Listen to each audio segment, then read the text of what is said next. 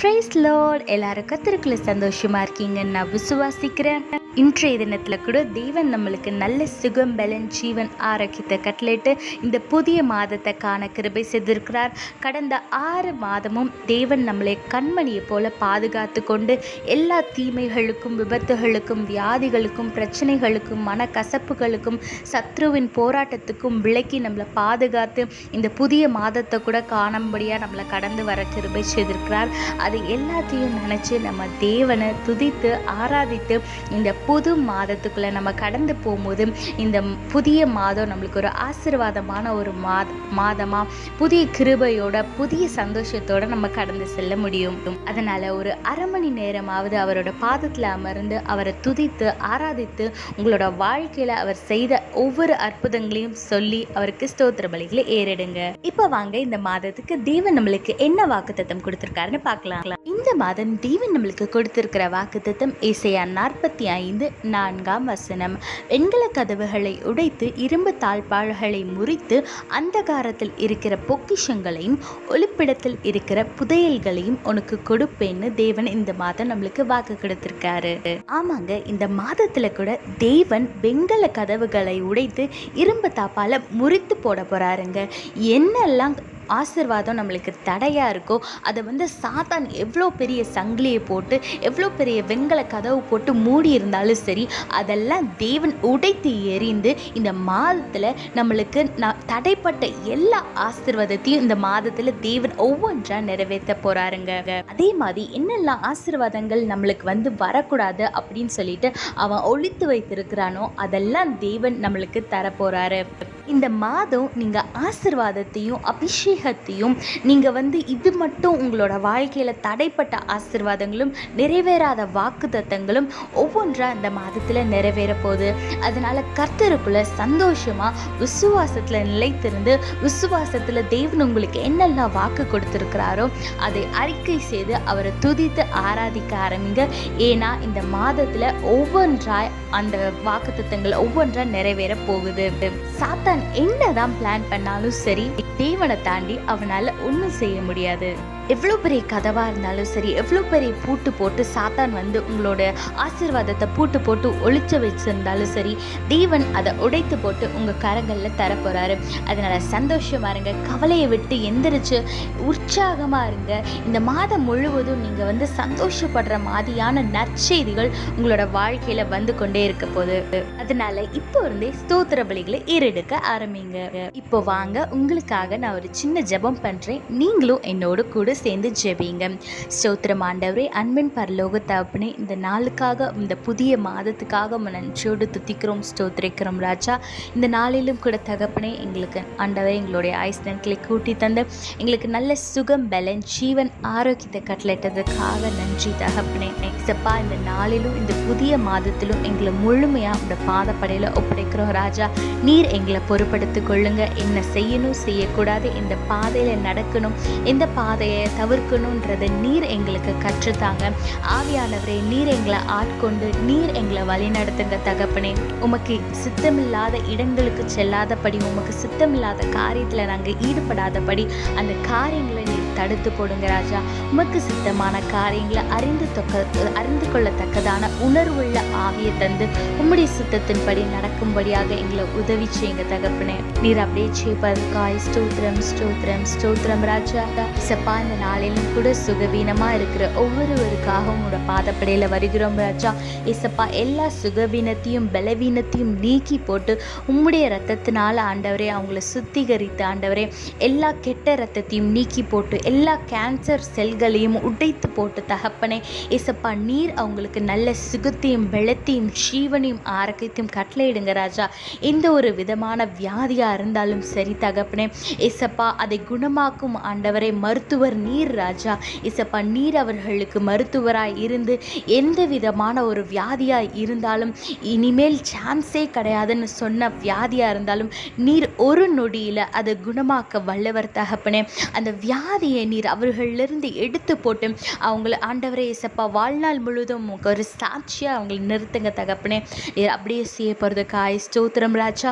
இசப்பா இந்த நாளிலும் கூட தகப்பனே புது வேலை வாய்ப்புக்காக புதிய ஒரு துவக்கத்துக்காக காத்திருக்கிற எல்லாரையும் பாதப்படியில் ஒப்படைக்கிறேன் தகப்பனே.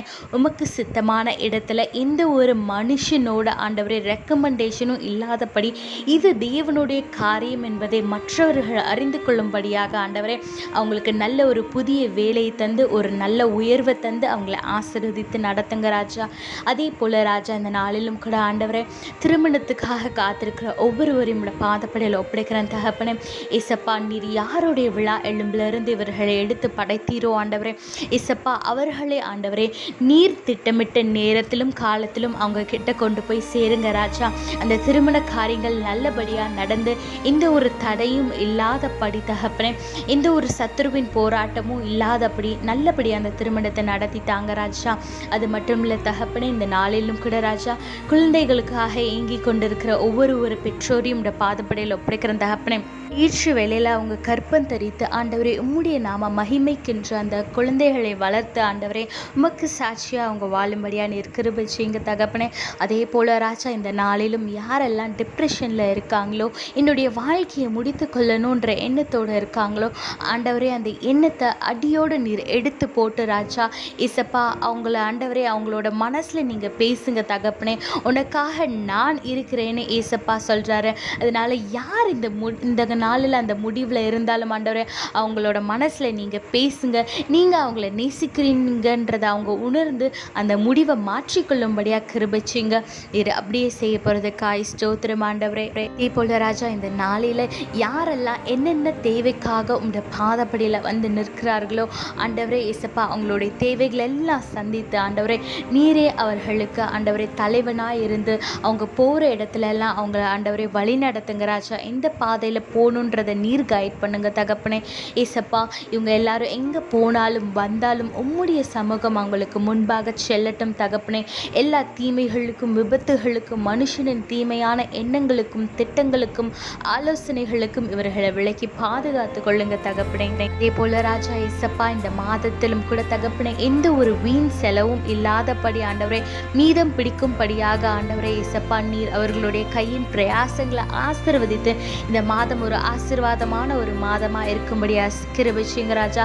ஏசப்பா ஃபினான்ஷியல் தேவை மாத்திரமல்ல தகப்பனே ஆவிக்குரிய வாழ்க்கையிலும் ஆண்டவரே அவர்கள் ஆண்டவரே அனலூட்டி எரியத்தக்கதான ஒரு ஆவிக்குரிய ஒரு வாழ்க்கையை வாழத்தக்கதாக நீர் உதவி செய்யுங்க. உம்முடைய ஆவியை அவர்களுக்கு ஊற்றி ஆண்டவரே அவர்கள் உற்சாகமான ஒரு ஆவிக்குரிய வாழ்க்கையை வாழும்படியா நீர் உதவி செய்யுங்க ராஜா. நீர் அப்படியே செய்ய போகிறதுக்காய் ஸ்தோத்திரம் தகப்பனே. ஆண்டவரே இந்த மாதத்திலும் கூட நீர் கொடுத்த வாக்குத்தத்தத்தின் படி தகப்பனே ஏசப்பா எல்லா தடைகளையும் உடைத்து போட்டு ஆண்டவரே எல்லா தடைப்பட்ட ஆசீர்வாதங்களையும் நீ ஒவ்வொன்றாய் நிறைவேற்றி தாங்க ராஜா. நீர் அப்படியே செய்ய போகிறதுக்காய் ஸ்தோத்திரம் ஆண்டவரே.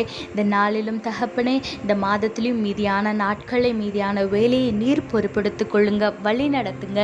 எங்களுக்கு முன்பாக சென்று எங்களுக்கு பாதை காட்டி உங்களுடைய சித்தத்தின்படி நடத்துங்க ராஜா.